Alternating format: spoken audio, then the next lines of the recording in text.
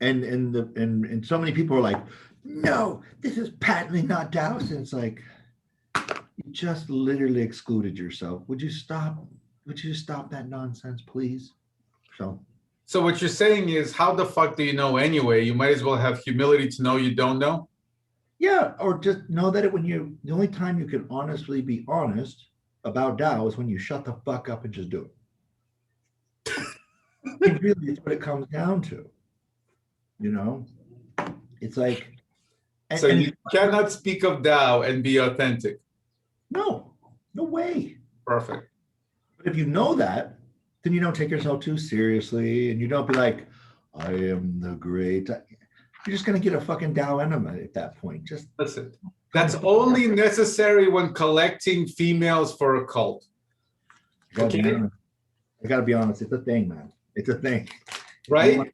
You want to get yourself a little herd, a little harem going. That's the way to do it right there. Right. Which is why my wife told me, she goes, when we started the temple and everything, she goes, this would be pretty easy to make a cult out of. And I said, except for one problem. You're not going to get me to be able to do all this with a straight face. I said, sooner or later, I'm just going to start laughing at everybody, and that will be the end of it. Yeah, not to mention the point that, okay, so this is we're recording. Fuck. Okay, I'll tell you offline. Do you want to lead us in, Arthur? But wait, are you going to edit this out, or what are you going to do? No way. Good. This is the good stuff. Oh, it's the good stuff. Go ahead, lead us I'm in. just handing you both a gun. Exactly. All right. If you are new to our discussions, good luck to you. If you actually, after this preamble, you actually want to stick around, do the thing that everybody else says you should do, like, subscribe, ring the damn bell and stuff. Or if you don't, whatever, it doesn't matter to us. It is what it is. So we'd be doing this without you. Yeah. Frankly, we'll be doing this because we absolutely love talking to each other, and it's one of the few oases in this world that we can talk like this in. So why not? I look forward to seeing you guys every week. Yeah. It's really great. For sure. Me too. Yeah, for sure.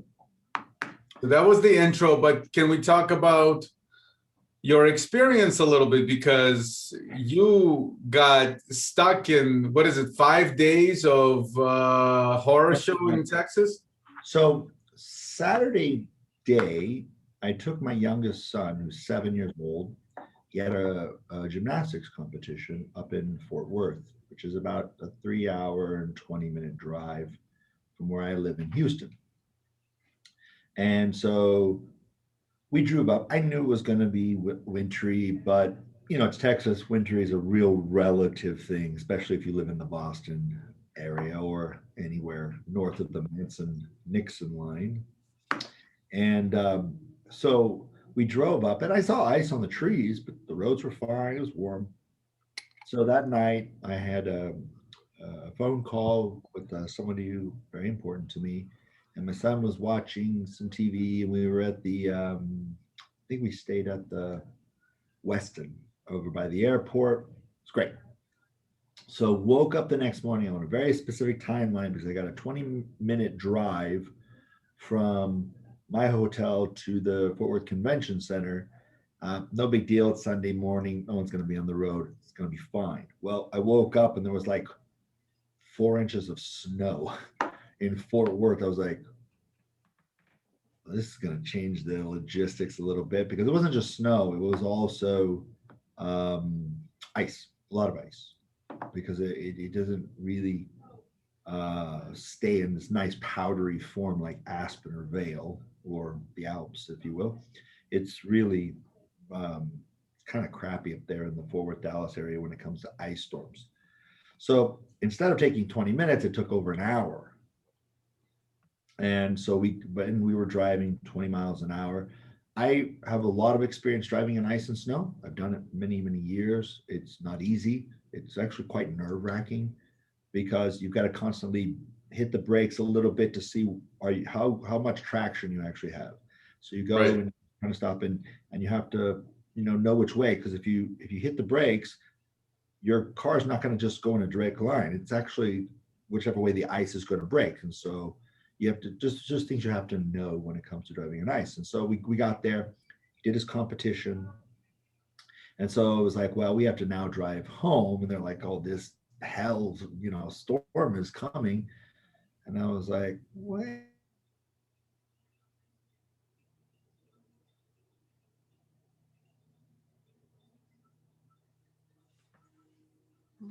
Well, I mean, we're back to Houston took about 6.5 hours.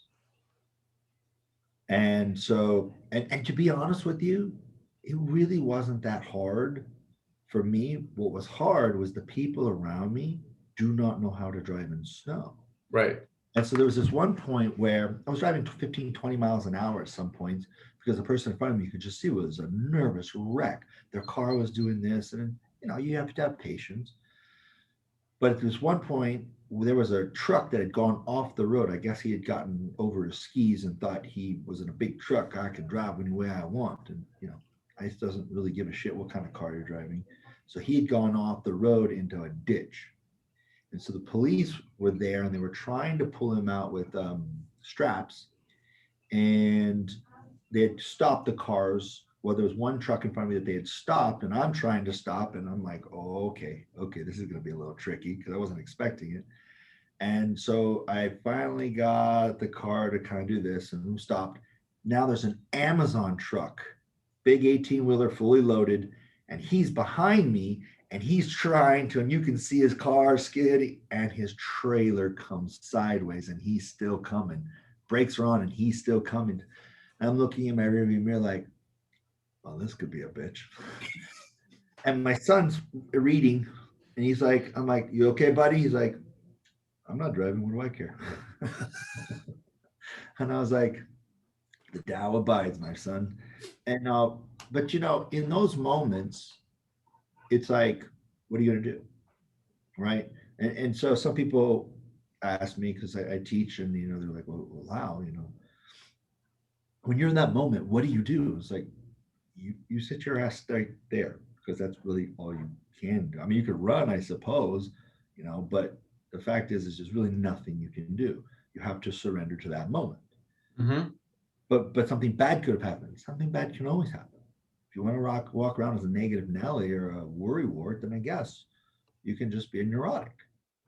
But if you can resign yourself to whatever's going to happen is going to happen, make peace with that before you even get started, then I knew what could happen driving from New York from Fort Worth to Dallas. I knew what could happen. To Houston, I knew what happened. The fact is, I was resigned for that to happen, and it was fine. Right. A person said, but your son was there. Yeah, that's true. He was. And I'm not understanding your point. There's no safety in this world. People try to nerf the world, but the world doesn't give a shit, as this ice storm might be, trying to tell you. And so we were able to get out of that, and we headed home. We got home finally, had a warm meal, to talking and with the family and everything. And then about, I don't know, somewhere after midnight, the power went out. And it stayed out pretty much the entire time from Sunday night to Wednesday. We didn't have power very often, if we had it. And if we had it, we had it in short stretches. And so we didn't have water either. Turn the water off. And so it's like, okay. And then so people were like, so how do you do that? Because where I was at, it was about 5 degrees during the day. That's like negative 15 Celsius if you're metric system. And so it's like one of those things like, well, what did you do? It's like stayed warm the best way we could. I happen to, I'm not a prepper, but I've been through a lot of climates and a lot of things. So I don't take this world like, well, there will always be power. And I don't live in some fantasy world that there's always going to be this Goldilocks bubble and that someone's coming to save me. I don't believe in such fantasy and fairy tales. People are like, how did Taoism help you? Well, I sat in the lotus position, levitating, keeping my core temperature 3,000 degrees Kelvin. It was no, God damn it. And people are like, well, did you do like tumo breathing? Yeah, but it didn't help my kids. It's like, how did you keep warm? Fire. I use the fucking fire. And I don't have a fireplace, but it's Texas, you don't need a fireplace. But I have a chimney and I just kept everything warm, the wood dry. And we just made it. We melted snow so we could fill up the back of the toilets. But it gives you something to do, and you just do mundane things over and over and over. Very plain and simple things. And that's how you get through it. If you don't try to get out of it, you don't try to, okay, well, it's going to be like this, so I'm going to feel this way, or okay, stop making contracts to try to get out of what the fuck's in front of you. Nor are you hoping that somebody's going to come and rescue you. You're just doing what's in front of you. Yeah, and with no power, there's just no internet. With no internet, I have no cell service, so I literally can't call anybody. I can't check any type of news, nothing. So it was quite really good. I got great sleep, to be quite frank with you. It was amazing, the lights and everything, but it was very cold. But I got asked this question by a student of mine. When you're in that kind of cold, like how do you get past it? It's like you don't. It was painful. I just don't care about pain. It hurts, but I know that if your patience and your resolve, your resilience is greater or more expansive.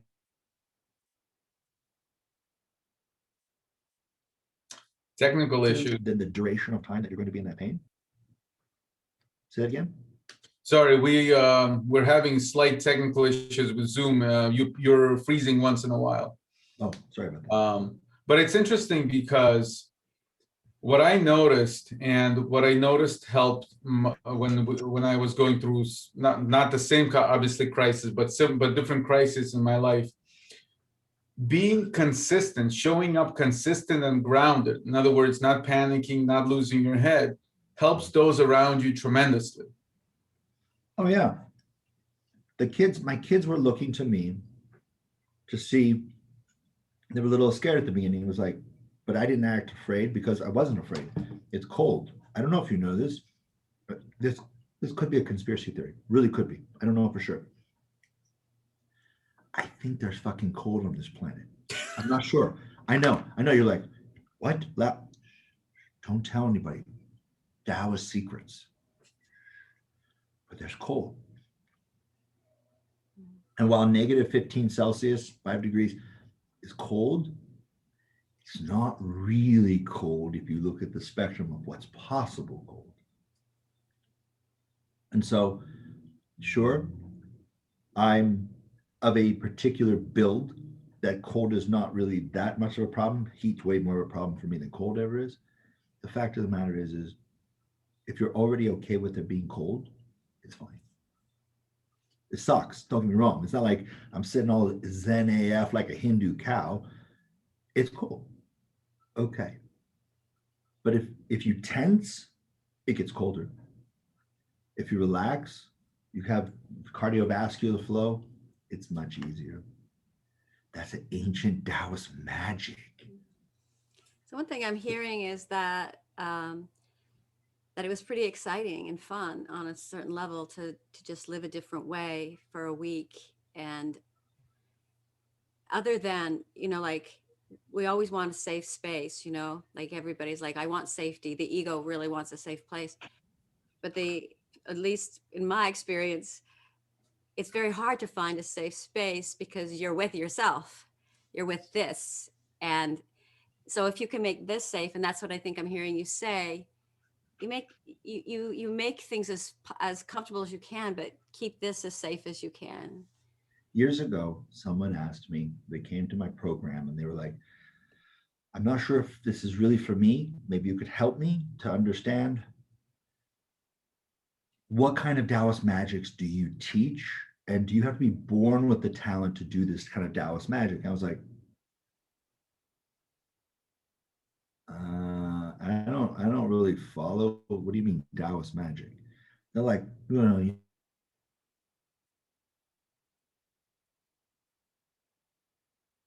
the ability to like, Just froze in the good Taoists part. could You do got to that. repeat what you just said because you just froze. Lao, So- you got it. So we ended He's like, with, and then I said, and then you froze. Yeah, So then I said to him, I said, I don't know what, I'm not exactly sure what you're talking about, because if Taoists had the ability to do that, wouldn't we all like not be in the Cultural Revolution, getting our fucking country fucked over? wouldn't there be no, like, Krakatoa wouldn't have happened, causing the Indonesian archipelago to become Muslim? Like all of these things happen. We don't have any goddamn inside track to keeping us. I said, and he was like, well, but how do you go through what you go through? I'm like, I put myself in it on purpose before nature came. I do primitive skills living. yeah. I go out and do that. So not a few weeks before this, I was out in the middle of nowhere, no cell service, no phone, nothing. And I was basically extremely cold. I did that on purpose because the two Taoist magics, and this is going to get really esoteric, so just stay with me for a second.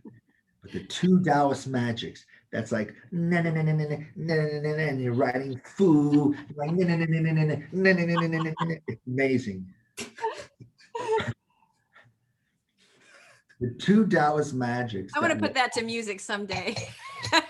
why he provided the music. But the two Taoist magics that will transform your world is competency and skill. That's it. It's competency and skill. The word we used to use a long time ago was gong fu, hard-earned skill. Right? And then the Shaw brothers started making cheesy kung fu movies, and we lost the term forever to all that. But the concept is nothing is hard if you have competency and skill. When a woman has her first baby, right? She's like, oh my God, this is gonna be terrible. Oh my God, I don't know what to do. Oh my God, this is gonna, and then the baby's born after this crazy whatever labor, and mom's got bleach and she's got ammonia and she's got hydrogen sulfide and she's rubbing everything. And oh my God, I think there's a staph, and she's got electron microscope. Look at this, right? But by the time she has her sixth kid, she's like, fuck it, let them juggle chainsaws. It's fine. The labor on the sixth one, it's like, just work your way out. I'm going to sleep. You're fine. It'll be fine, right? Now, why? Why the disparity? It's childbirth, right? And the answer is competency, skill. At the beginning, you don't know what you don't know. That's what's scary. What's happening is not scary. It's what you don't know, you don't know. That's what's scary.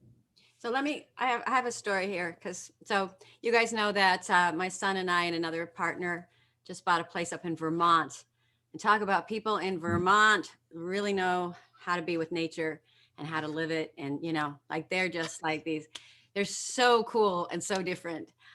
So we're learning about, living off the grid and, all of that. So the second week I go up there, oh wait, so I need to preface this. And you mentioned this in one of our posts, our podcasts a while back, getting bitten by a dog when you were little. So I was out running years and years ago. I was running and a dog came and bit me just as I was running. And it really traumatized me. I cried for a couple of days, had to go get a stupid shot and all of that.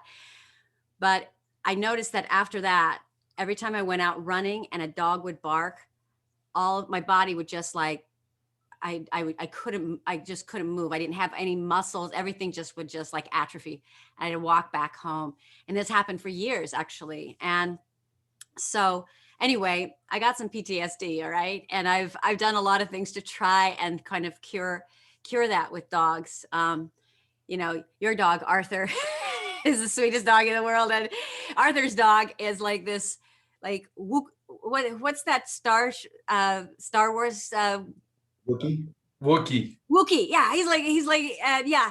And he won't leave me alone. He just like presses his body into me and of course goes right for the groin.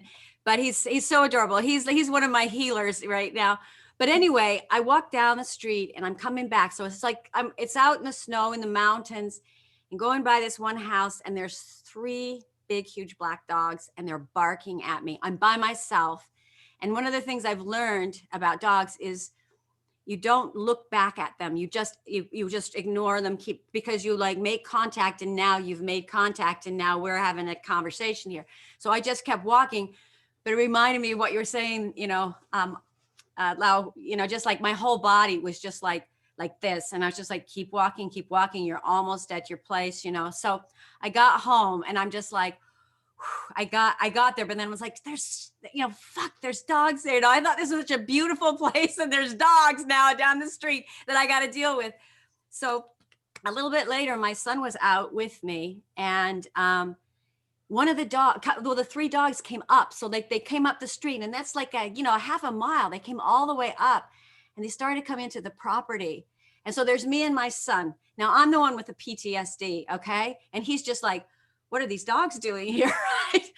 And I'm in my mind, okay, this was not a safe place, because in my mind, they're jumping on top of me. I'm just being destroyed, right? And so I yell really, really loud, which, those acting voice lessons do come in handy every now and again. And I'm like, you get home, you go home, and I'm just like, but I knew that I had to face him right on. I could not run, I had to go right. And then, he starts to go back, and then his owner, yells, and they all leave. But what was so interesting is my son looks at me, and he's like, Mom, I've never seen you so scared. I've never seen you so frightened before. And I didn't even realize that I was in this state of absolute fright. So frightened that I made him pee along the driveway. What? So that the dogs would know. Oh dear. Lao just left. Lao just I think on that note, Lao's out.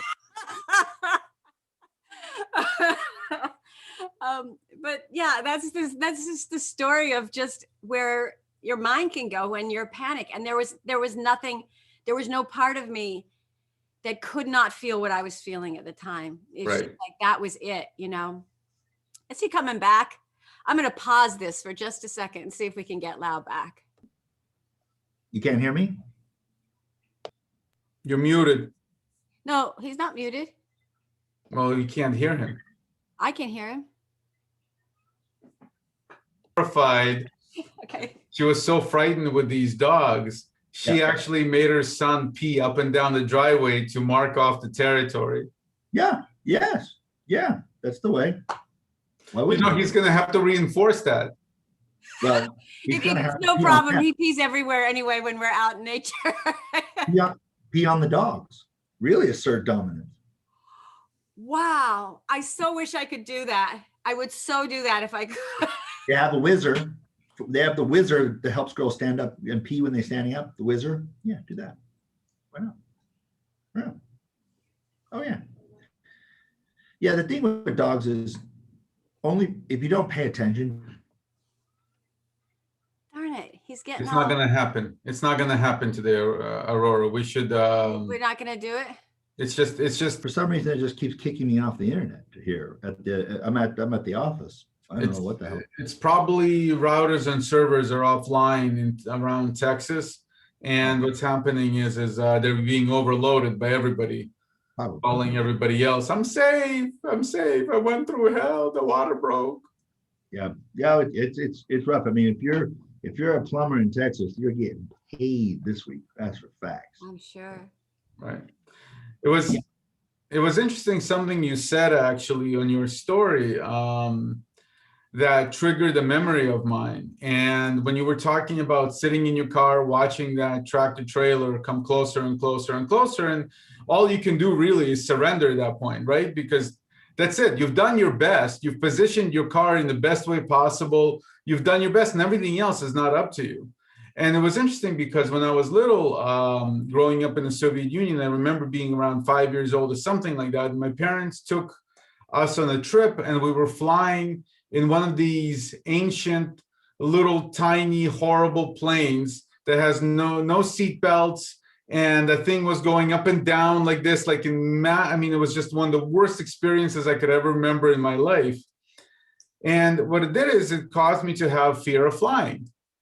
And after I began to study Tao and started to try to assimilate what it means to surrender, I walked into one of his planes one day and I just said to myself, I mean, there's absolutely nothing I can do here. Why am I reacting?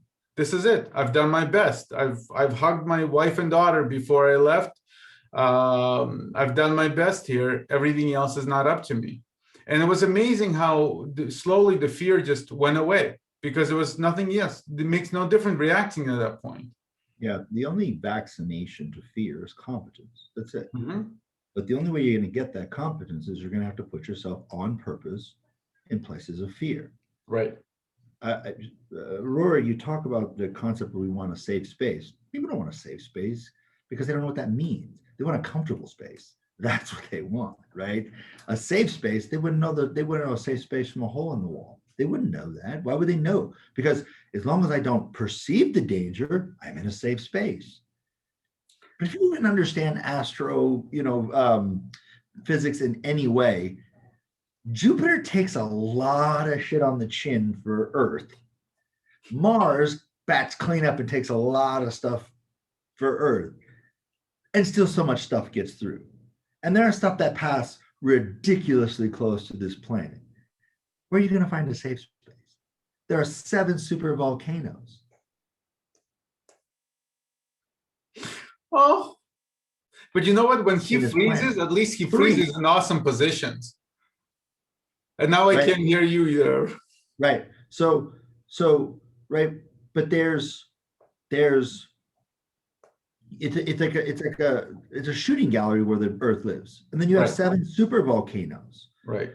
3 of them are on the North American continent alone. Right. So where is your safety? Well, I mean, it's an illusion of safety. So you're not safe as long as I feel safe, that's okay. And it's nothing to do with safety at all. You want a feeling, and that's called comfort. And I see it around a lot of different shirts people are wearing. Comfort wants you dead slowly.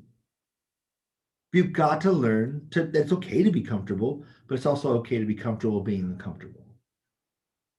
Well, I think what people are mostly have problems with is change. You're muted. Sorry? I'm not muted. Oh, I'm sorry. I would just say You when I hear me went to now? Taiwan, all the couches there are made of wood. You don't sit into a couch like you sit on wood. There's nothing comfortable. Go ahead. I'm sorry, Arthur. We've talked at the same No. time. Can you hear me now? I can hear you. I was muted. Okay. Great. This is going to be this episode, if we ever actually put Ugly. it out, This is is going an to be one ugly of our episode. most challenging, technically difficult episodes. But you know what? We're going to put it out just to show you that it's okay to be uncomfortable watching a YouTube channel.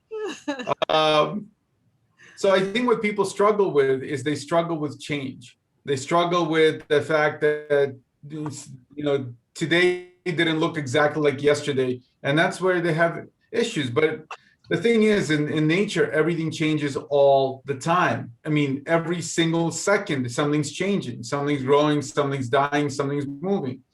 As human beings, we become complacent and we think that it's going to remain the same always. And that's not true. Nothing ever stands still in nature, ever. There's no evidence of that at all. Nothing rests. It's like your oatmeal, in the morning. You have to eat it when it's just right, because it's never going to ever be just right, only just that little bit of time, and then the rest, it's going to be cold or too hot or whatever. Yeah. And not to mention the fact that people mistake the word control for safety or certainty. Yeah. And you're not ever going to have control. You're just not. Because, somebody one time, he's a great Taoist teacher. He lives in Yunnan province, which is in southern China. His name is Lao Shi. And he's an interesting guy because he gives no fucks. He's got no fucks to give. If you look at his little red wagon, he leaves home with 12 fucks. And when he comes home, he still has 12. He has not given one fuck all day. But he's an interesting cat because one of the things he kind of talks about is it's like, you can do whatever cultivations, you could do whatever it is you want to do, but you're in control of nothing. Yeah. It's going to be what you're going to do. And it's like, well, then how do Taoists deal with their problems? And it's like 3 steps, easy 3 steps. First, you take whatever your perceived problem is for a moment and you set it down for a moment, right? You set it down. The second step, you wait. The third step, you forget about it and get the fuck on with it. Because it's one thing to try to solve a problem, right? We need water. There's no water. We have to, find a way to get water, right? That's a challenge. It's something that needs to be resolved. But if it's like, well, so how do we make it so we never have frozen pipes again? Drink poison. I'm pretty sure you'll never have to worry about it again at that point. Or walk out in front of traffic. I hear that works rather quickly. But in this world, you don't have control over anything. And like one of and there are things that you like for instance, usually I feel pretty calm, but this week I've just had anxiety that's come up, and I don't know what it is or where it is. And what I notice is that the things that I've done in the past that have helped me, like my, really look at my health, meditation, yoga, qigong practices, when I have those that I'm doing and I've already, gotten my program together, that when things come up like anxiety or whatever, there is a way in which I have enough whatever to look at what I'm doing and being able to say, okay, I have no idea why I feel anxious right now. I have no idea why something is coming up, but it will pass. And I'm just going to keep doing those things that I do. And so that's why I really believe that Taoists focus a lot on health, because that's your instrument to understand the world. It's your instrument to interact with the world. And yeah, go ahead. Though it's a lot of times it's also a coping mechanism, right? Yeah. It's a good coping mechanism. But the fact is, okay, the anxiety's coming up. Let me figure out why. Why? Fuck, you care why it's coming up. It's up. At this point, it's moot why it's up. And even if you come up with a reason, you're probably full of shit. Just a reason. Exactly. But here's the thing. People are like, yes, but when I do Qigong, you're doing what? You have control over something?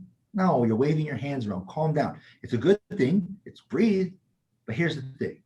When you're doing this, the best health benefits of this?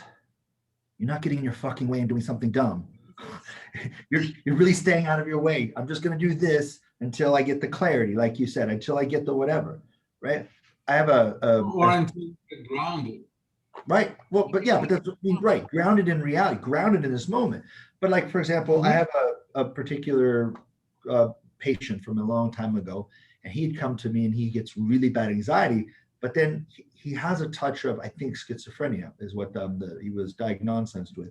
And so he was just like, I really have a hard time when my stress gets to a certain level, I can't tell what's real anymore. I'm like, oh, okay, well, here's what you do. This is a really good one. Every 4 months, I want you to take a primitive skills, living skills class. Right? I want you to take these courses. And every 4 months, I want you to go for a week out into the middle of nowhere. And I want you to spend that time just living primitively. And he's like, well, what effect does that have? I'm like, well, first off, go do it. You'll figure the fucking thing out. But if you have to get your water, and you have to do this to get your wood, and you have to do this to get your shelter, and you have to do this to get your food, and you're constantly doing, you know what to do, you know what's next, you know every single thing. You're not worried about, oh man, is the boss going to be upset with this report? You're not worried about any of those things. You wake your little ass up whenever it's time to get up. Okay, I know I need to get water this morning. I know you know what to do, step by step by step. You're not inundated with information, or else you'll die. It's just do what's in front of you. I tell this people all the time, they go, how do Taoists know which way to follow? No, you don't. You just do what the fuck's in front of you, because it's in front of you. And you don't really have to worry about what's in front of you because it's in front of you.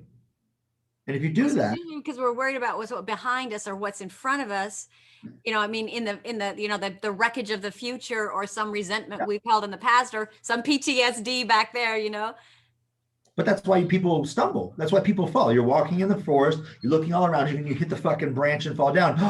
A ghost did that. No, you walked into a branch because you weren't paying fucking attention. Well, what happens is, what I find is that people are stuck in a self-diagnostic loop.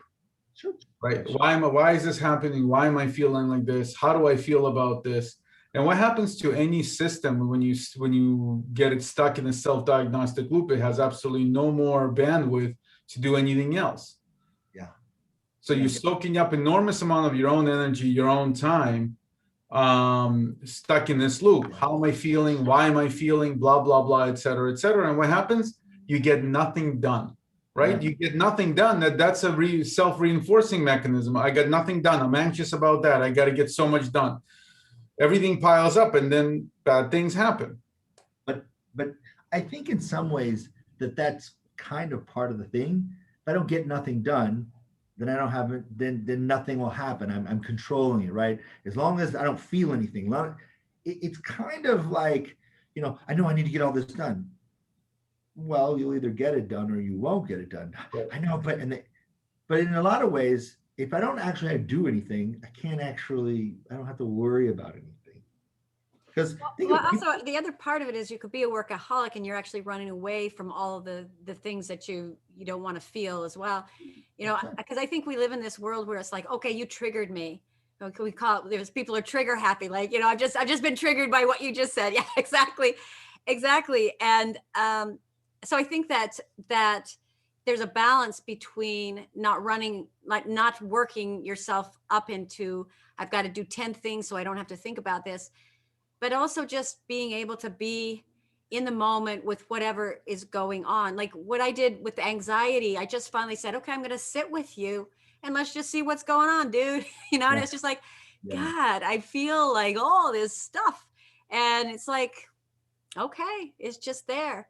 And then it's like, what else do I have on my list to do today? Or who needs, or just call one of you guys or just whatever, and it's just moving on to that. But it's not necessarily just plowing over yourself. I think you have to balance that. Absolutely. And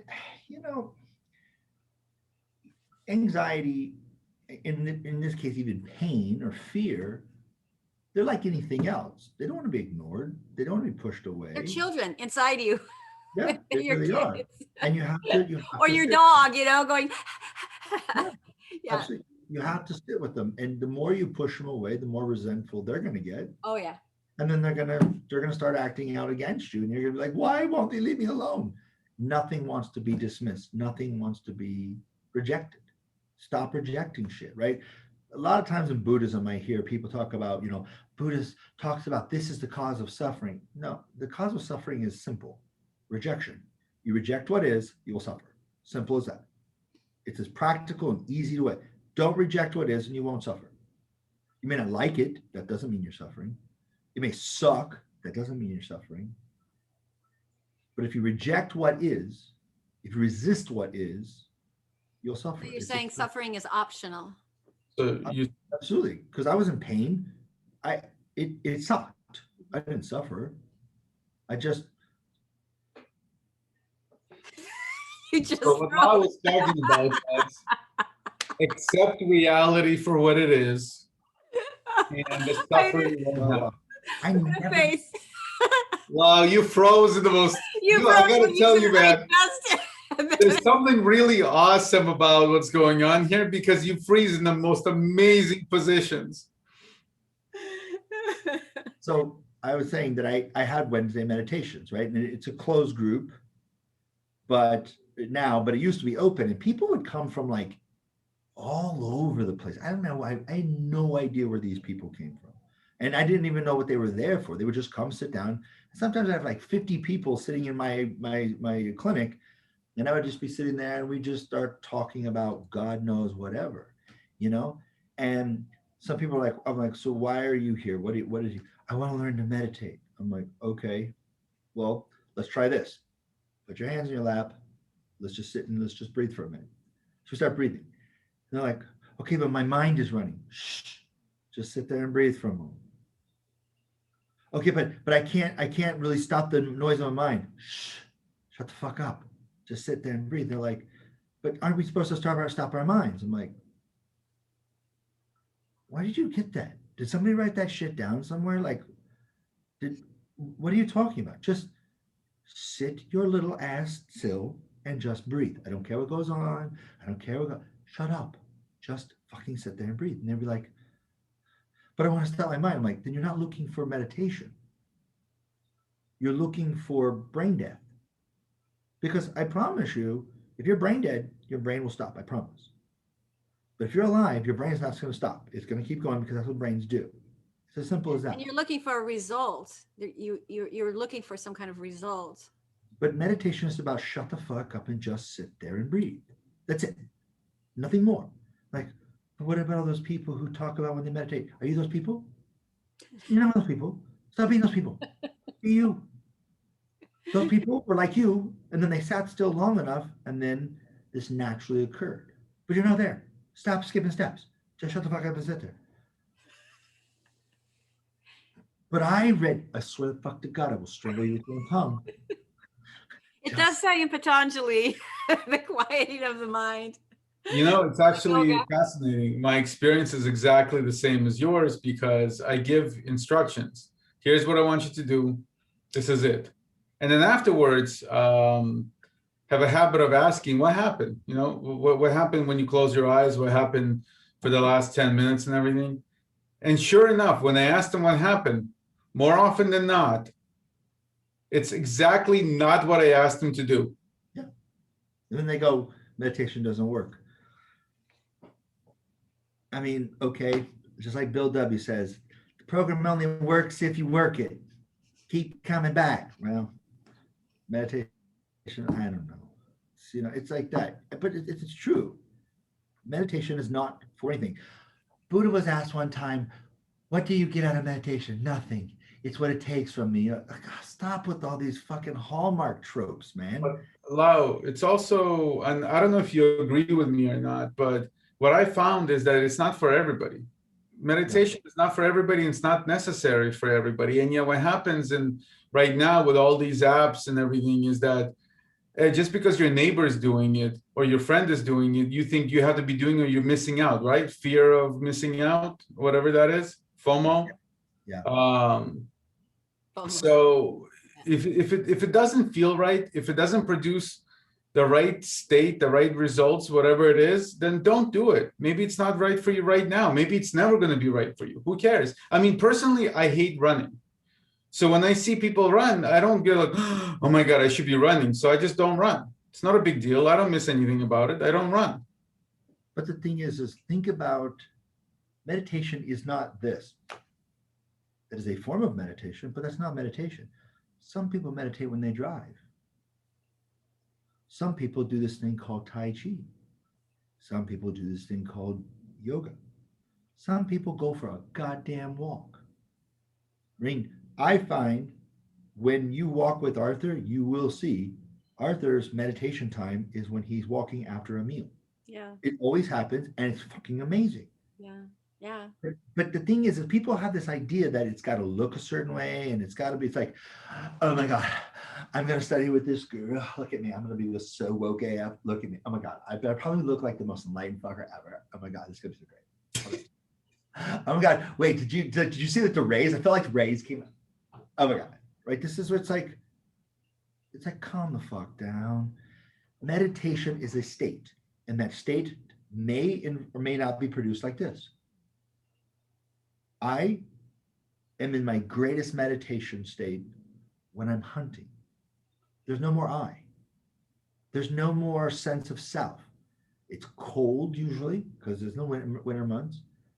And there's a hunger in me. I don't eat very much when I go hunting. It's something that takes over me. And I just know where things are without knowing where things are. At one point, one of the guys I was hunting with had taken a shot and thought he completely missed.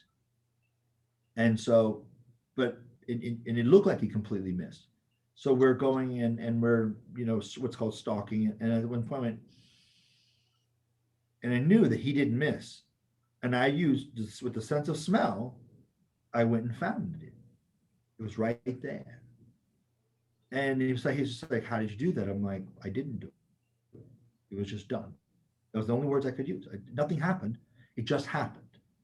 You know what I mean? And it's like, that's a great state for me. People are like, oh my God, I can't believe that you would do that. Calm the fuck down. I'm not asking you to come out there with me. It's probably best you don't for your safety.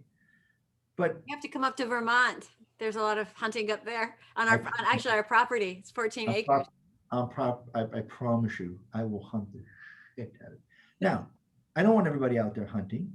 And some people want to eat their vegan quinoa, tofu, kale, and you know what? And that makes them happy, and I want them to do that.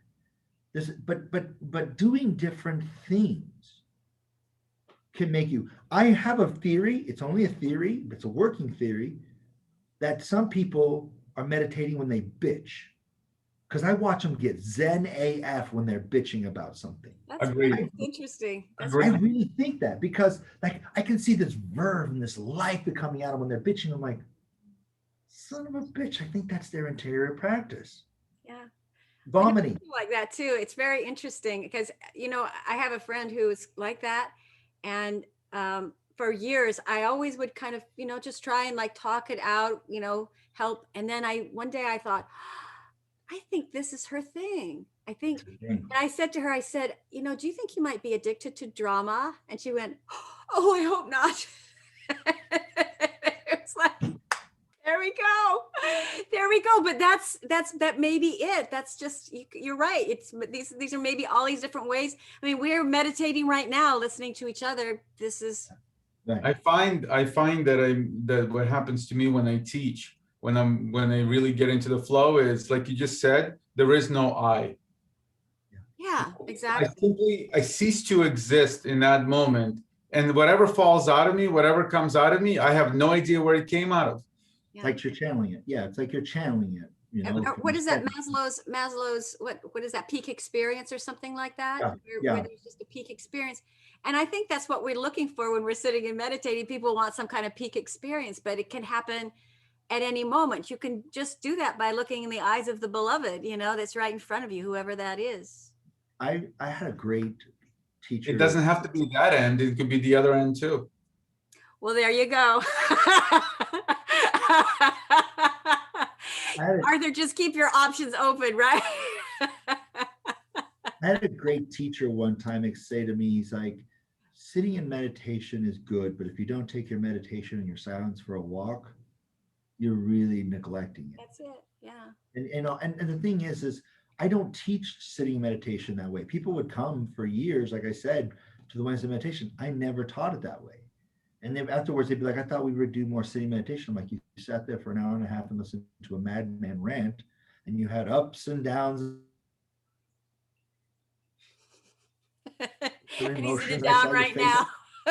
You froze for a second. We're just going to start like finishing your sentences, Lao. Yeah.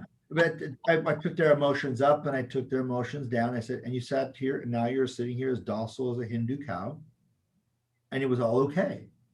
How is that not a meditation? Because sitting meditation can be useful, but I don't find it primitively practical in most people's life, because when you're at DMV and the lady's acting like an asshole, what are you going to do? Sit there, hold on a second, get your Zafa cushion out, light your patchouli. I mean, you're not going to do that. You have to have something you could do in that moment. But if you like others talking about the flow state, there's science has a concept that most people don't equate, but it's very corollary. It's called coherence. When you're coherent, right? So light that you're normally using isn't very coherent. The wavelengths are up and down, and they're not very compatible, which is called destructive coherence. It means so you can use it, because if you took a light bulb and you made it coherent, it would be hundreds of thousands of times brighter than the sun. It wouldn't be very useful, So you don't want certain things to be coherent. You don't want certain things to be coherent, but you want coherence. And so what happens is when things flow and ups and downs together, that becomes more coherent. Now, Qigong, Tai Chi, yoga, meditation, chanting, prayer is designed to bring coherence, which is what you call the flow. Perfectly great. But if you don't know what to do with it, you can meditate all day and be as coherent as you want, and you're still fucking useless.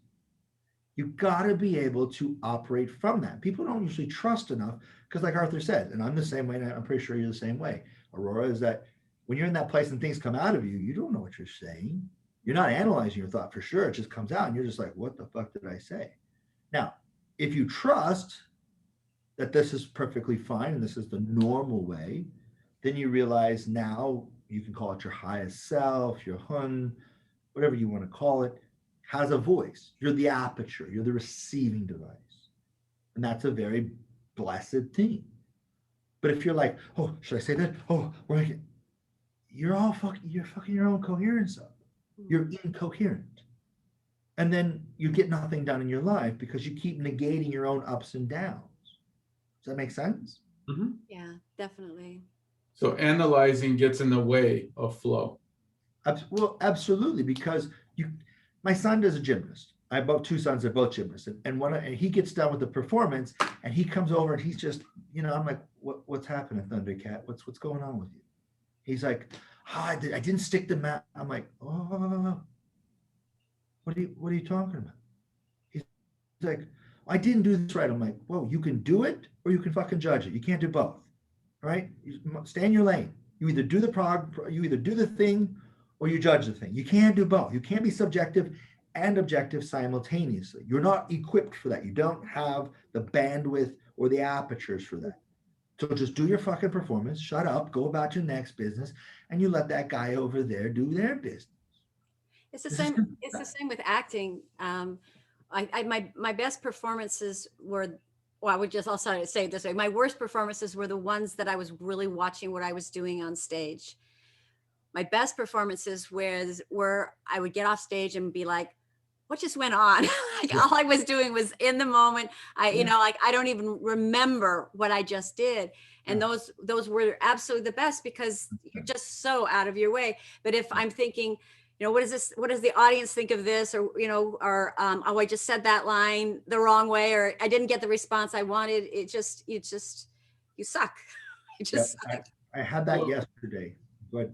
So if we can summarize it, or if we can try to summarize, said another way, being grounded means the self simply does not exist. Is that? That's very interesting because it's almost like that seems ungrounding what you just said. Well, yeah. To people, because that's the whole thing we're holding on to is our identity, like so tightly, right? And it means that's what's in the way of your flow, your identity. Yeah, exactly. Right. Yeah. Sure. But people are kind of full of shit on that too, because they say they want that identity, and yet they do all these things for self-improvement. It's like, if your identity is so fucking great, why are you improving it? Why do you defend an identity you don't even believe in? Right. It's kind of a little hypocritical. It's a little intellectually dishonest. Well, it's interesting when the uncarved block, when you get as close to that state as possible, which is what I equate to the flow state, honestly. Sure. Then there is no thoughts. There's just nothing. You just are, and whatever happens. And what's fascinating, coming back to what you talked about in the beginning, is there's no control in that state either. No, you don't need to. You don't. No. It's like surfing. You don't need to control anything. Right. You got to just work with the wave. Yeah. You got to just work with the wave. But I think that one of the things, like, you're talking about sports, I'm talking about acting.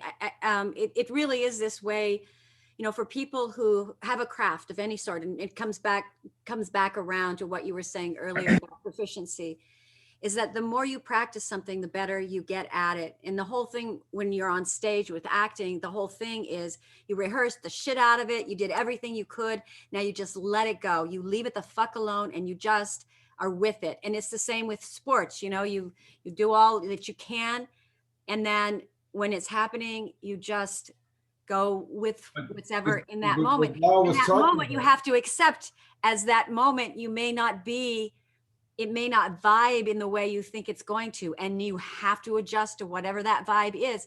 I know I've had nights where you go on stage and it's like, damn, I'm so fucking good. Like they're laughing at the right places and I'm just like so on. And then I have nights where it's like, I hate this audience. I just suck right now.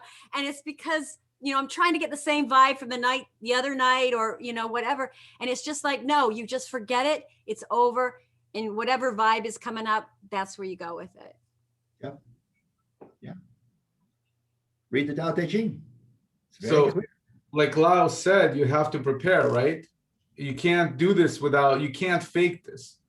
You have to do the preparation, you have to do the work, and afterwards you let it go. And what's amazing about it, as you were talking about this, it's something that occurred to me and something that I've noticed in myself.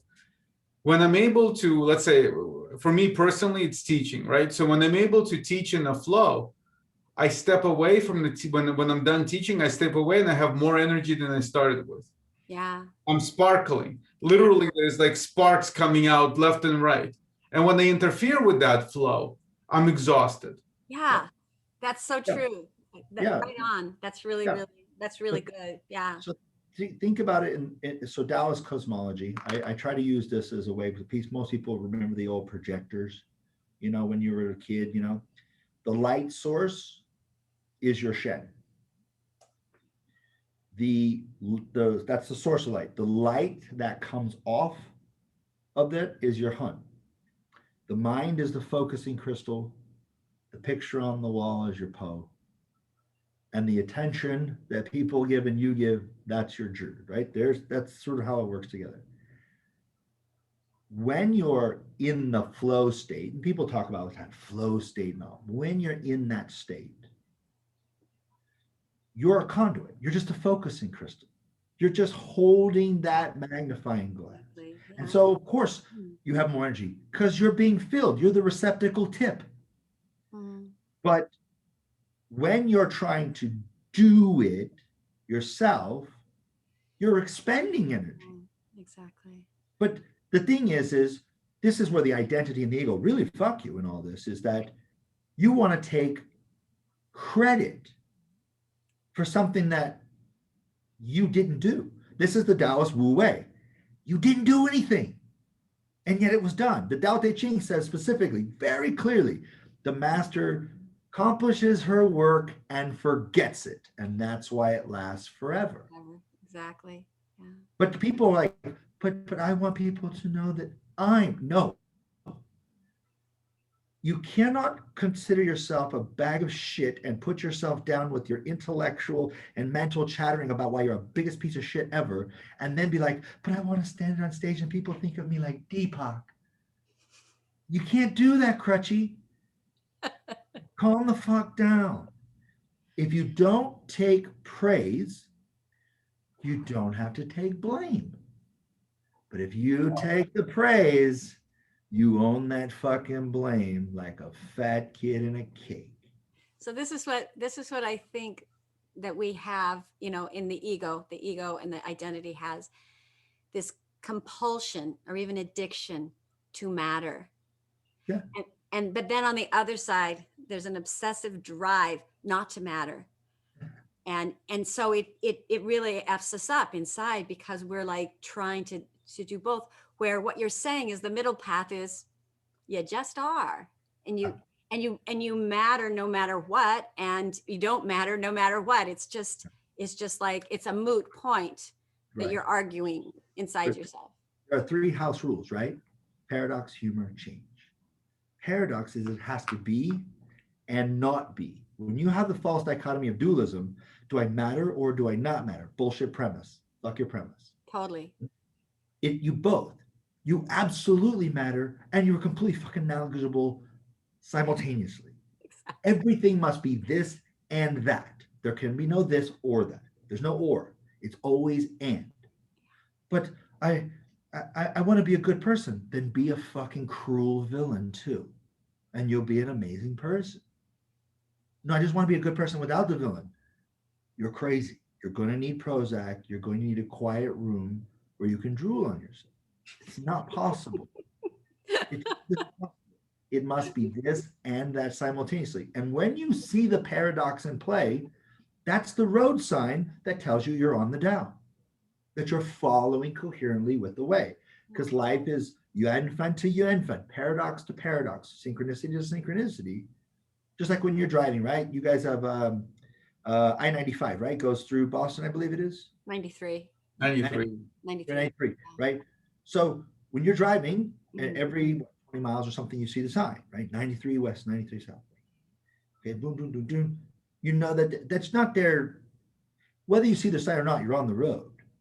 But knowing you're there, that really kind of helps you Oh go, yeah, it makes you okay, feel I'm going the good. right way. Yes. Especially in going a snowstorm. right. Yeah. I'm going the right way.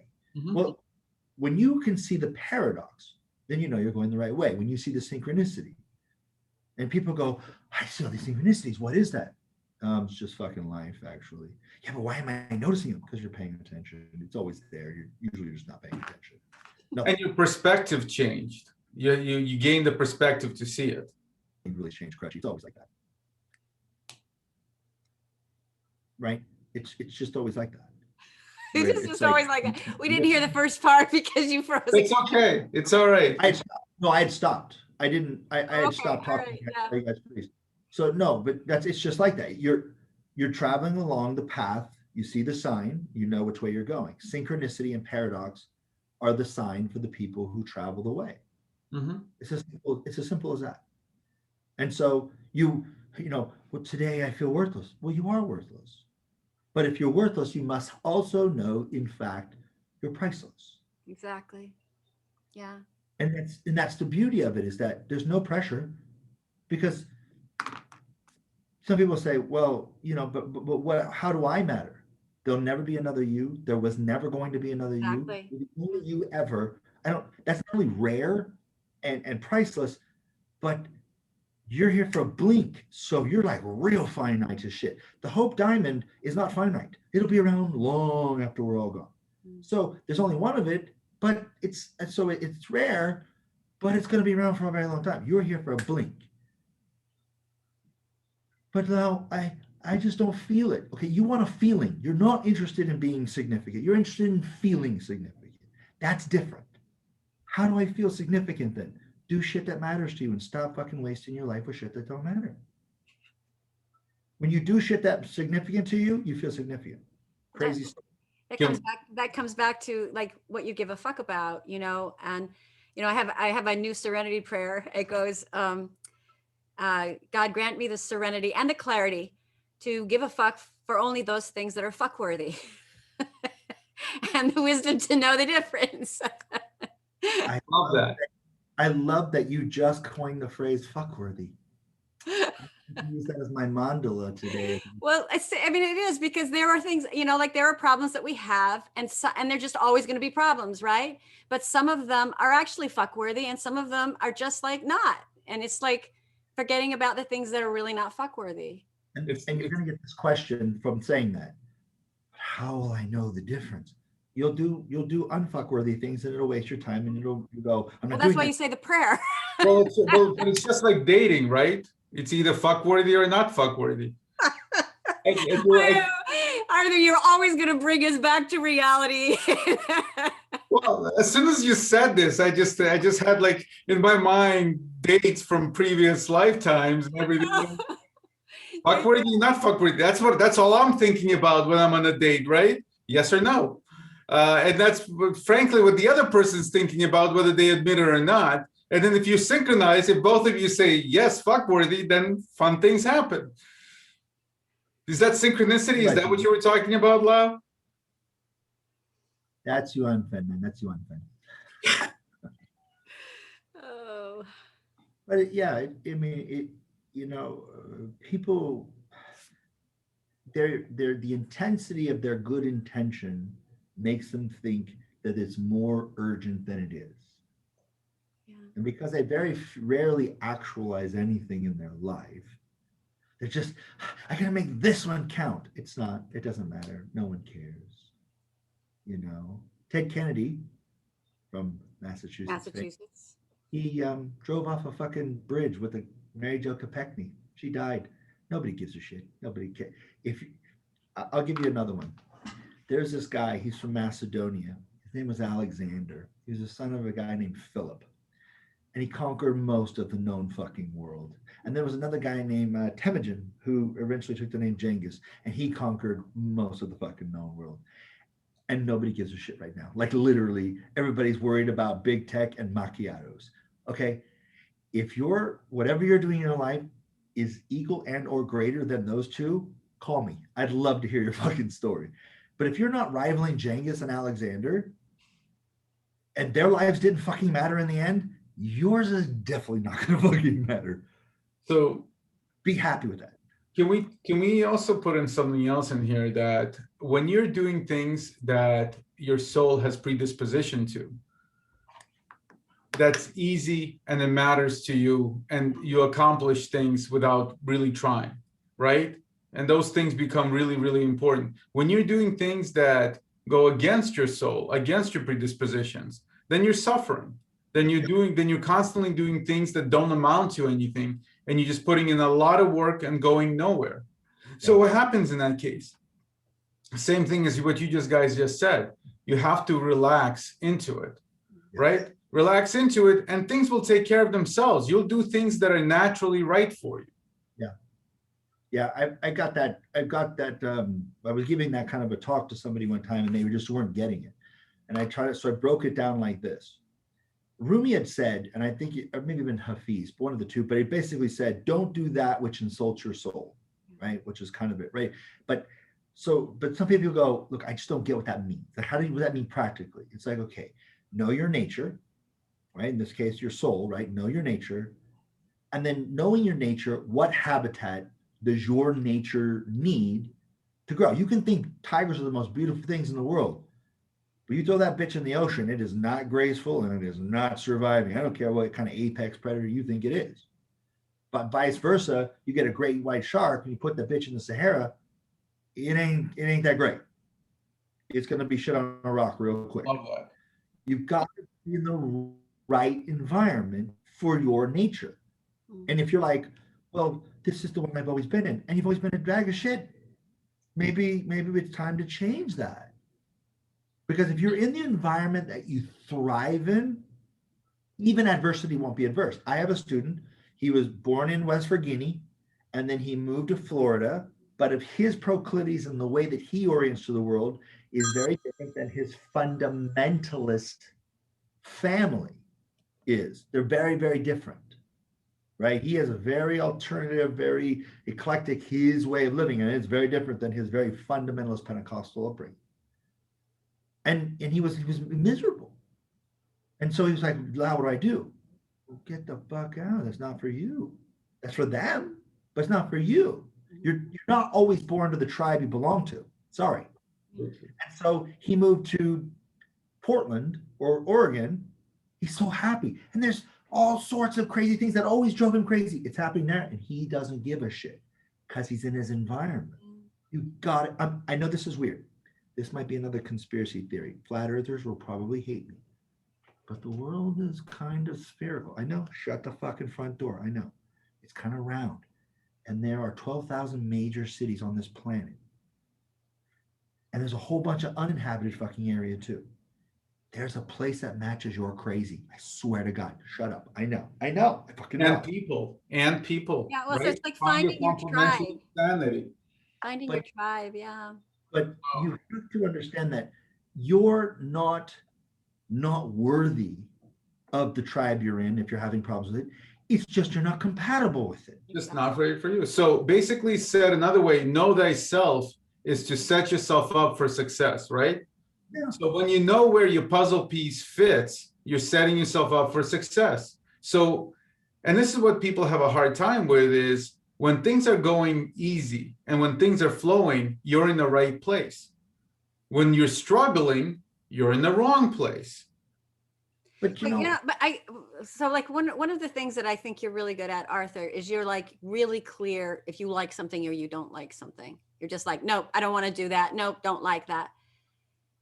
What I want to take with the statement you just made is then, because there's a lot of places I'm not that comfortable in, as you both know, as you know me, then does that mean I'm in the wrong place when I go into that discomfort?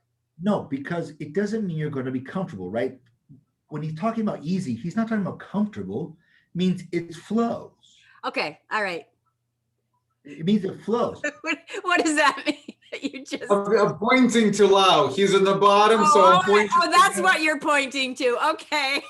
Oh, No, you. oh, where does the bind go? Oh my God. I just know you well enough, and you've already. Right. But it doesn't mean that things aren't going to happen. No matter what environment, things are going to happen. But when and if it happens, Yeah. far more an indicator of, do you go with it, and is it and are you bolstered on or not? Because most people, you know, if I'm in the mountains and it gets cold and all that, that's my environment. It's fine. If I'm in the desert, oh, I'll still be fine. But fuck, I don't like sand and hot. It's just not my environment. I can do it if I have to, but I damn sure don't want to. And so what? What do I do about it? Stay the fuck out of the desert. Yeah. Don't put yourself in places that's not for you, because, but I feel like I need their approval. You, if you were born a golden retriever, but your family are ducks, you're never going to get the approval of a duck when you got a fucking duck in your Really mouth. aren't. No. You're never going to get that approval. It doesn't make the duck good or bad. It doesn't make the retriever good or bad. A doggo's got a dog, man. A doggo's got a dog. And you've got to follow your nature. And if it's not compatible with theirs, this is chemistry. We talked about, remember, math, physics, chemistry, it's just chemistry. Some things are philic and they come together, and some things are phobic. They just repulse each other. I know you want to love mommy or daddy or whoever else is you think is in your tribe, but if you're not compatible with them, this is not a moral issue. It's get the fuck on with what's for you. And I think the problem is that when we're trying to people please, then we're not being ourselves. We're not being authentic. And, you know, there's the saying is, you know, stop people pleasing and people are not pleased. But please yourself, at least you're pleased, right? And so, so what you're saying is that in order to even consider what, you know, where your tribe is or who you are, you got to be really honest with yourself and really legitimately say, I'm going to be authentic. And I think that is probably the hardest thing to do, because you're so vulnerable when you're real and authentic, you know, and just really saying, you know, and that's what's really nice and refreshing when somebody is really honest. Like, that's one thing I really love about you, Arthur. You're like totally honest with your opinion, and don't give a shit of what anybody else thinks. But it's like one of the things I like the most about you is because, like, we always know exactly where you are. Like, it's not, and that's what's really cool about that. And I think that people who are, even though, you know, different people in the country who are very honest and say what they think, pisses people off, because, you know, like, how dare you say something so honest and just so, you know, because we're all just trying to be nice or trying to fit in. And I think what you're saying is that's not necessarily going to get you to feel like you're going to matter in the way that your soul is wishing to express itself. Right. Mm-hmm. Let's go back to the dog and the retriever and the duck. If you're a dog and you're like, oh, these are ducks and I just want to be a duck, you find a golden retriever quacking and doing shit like a duck, I swear to God, you're never going to be a fucking duck. And every duck is going to think you're the craziest fucking retriever, and everybody's going to treat you like you're a fucking pariah because dogs shouldn't be doing the duck shit. People are going to know.